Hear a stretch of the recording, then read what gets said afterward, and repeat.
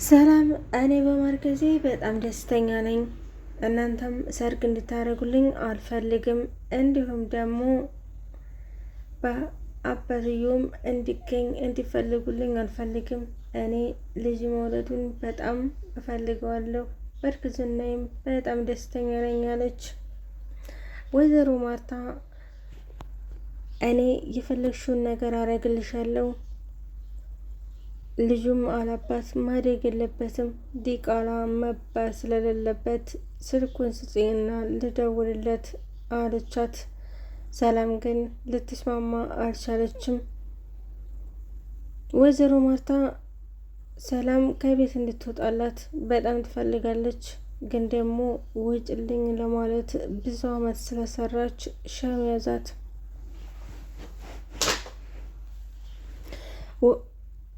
አቶ ደረጀ እንዴት ሰላም ታረግዝ ቻለች? ወደ ውጭ እኮ ወጥታ አታውቅም። እንዴት አረገሽ ብሎ ጥያቄ ጠይቃት። ጥያቄ ቢጠይቃት እሷ ግን በጣም ተናደደች። እንዴት ይህን ጥያቄ ጠይቀኛል ወንድ አይደል እንዴ በማለት በጣም ተናደደች። አባቱ ግን ማን ይሆን? ወይ አቶ ደረጀ ይሆን እንዴ የሚለው ነገር ብዙዎቹን ጉጉት ላይ አውሏቸዋል። አሁን ላይ ወይዘሮ ደረጀ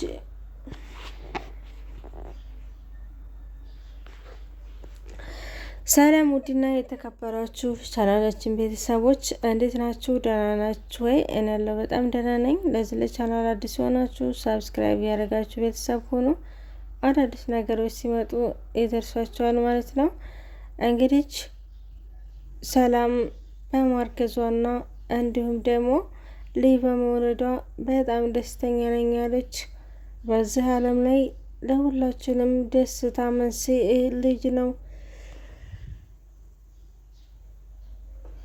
በማለት ለአቶ ግርማ ነገረችው። አቶ ግርማም ሰላም ግን እንዴት ነው ያረገሽው? ከየት ነው ያረገሽው? ማን ነውስ? በማለት ጥያቄ ጠየቃት።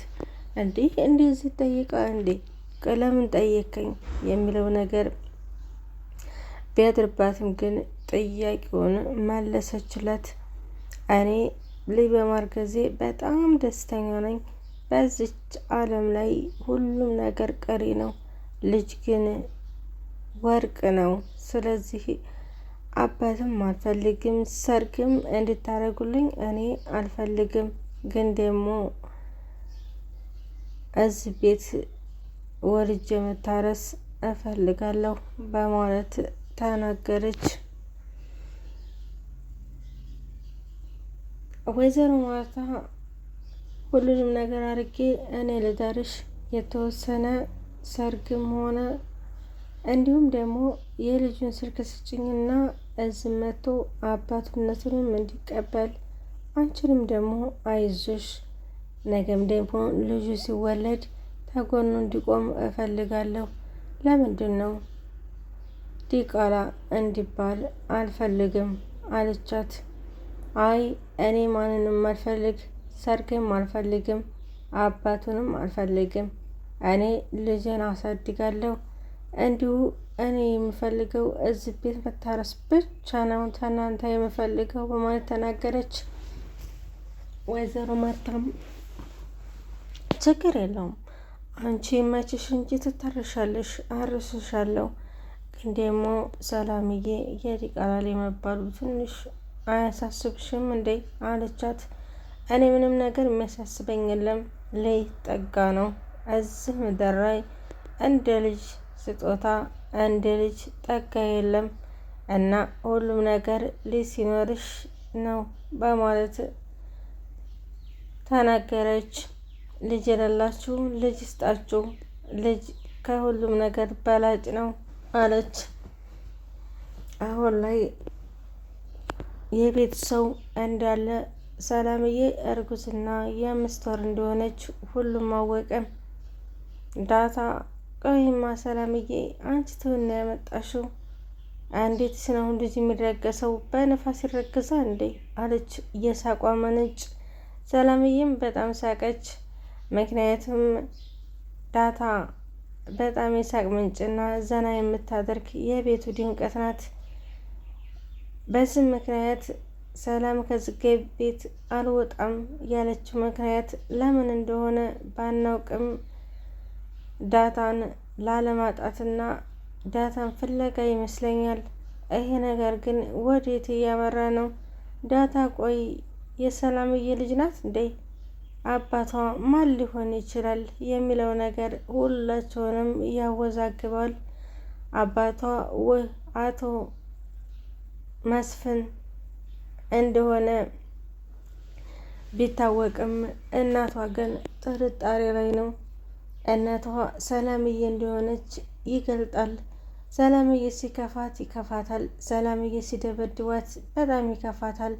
እናትነት የእናት ሆድ አልችልም ብሎና ለመናገር ባትፈልግም ግን ደግሞ የሰላምዬ ልጅ ናት በማለት አስተያየትና ሀሳቦችን ገልጠዋል። ወይዘሮ ማርታ በልጇና በባሏ የመጣ ነገር ድርድር የላትም። አሁን ግን ተሰላም የተረገዘው የአቶ ገርማ ልጅ ነው ቢባል ማርታ ምን አይነት ስሜት ሊሰማት ነው የሚለው ነገር ሁላቸውንም አሳስቧቸዋል። አቶ ግርማ ግን ሰላምዬ በማርገዟ ደስተኛ አይደለም።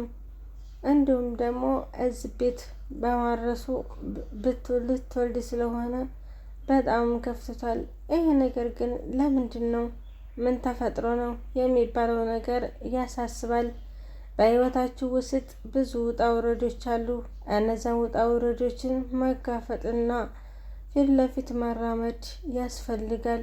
ስለዚህ ልጅ በመውለዴ በጣም ደስተኛ ነኝ።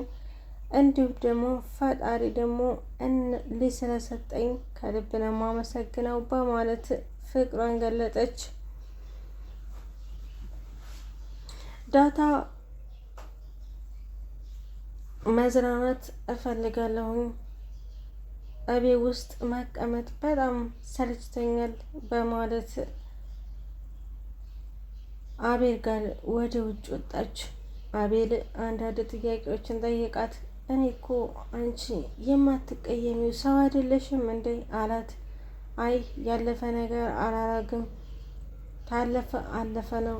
እኔ በሰውም ሆነ በፈጣሪም ባለፈ ነገሮችን መጠጠት አልፈልግም። ለሚመጣውን ነገሮችና ቀናቶች ብቻ ነው የማስበው። ያን ሁላ አድርጌሽ እንዴት አልተቀየምሽም አላት። እኔ ያልተቀየምኩበት ምክንያት የራሴ ምክንያት አለኝ፣ ለዛ ነው። በጣም ደግሞ በዙ አጋጣሚ ይቅርታ ልል እፈልጋለሁ በማለት ነገረችው። አሁን ላይ እናንተ ሰላም ስለሆናችሁ እኔ ደስ ብሎኛል። እኔም ደግሞ ሰላሜን አግኝቻለሁ። አነዘንዘኝም፣ አሰርበኝም፣ አትከተለኝም።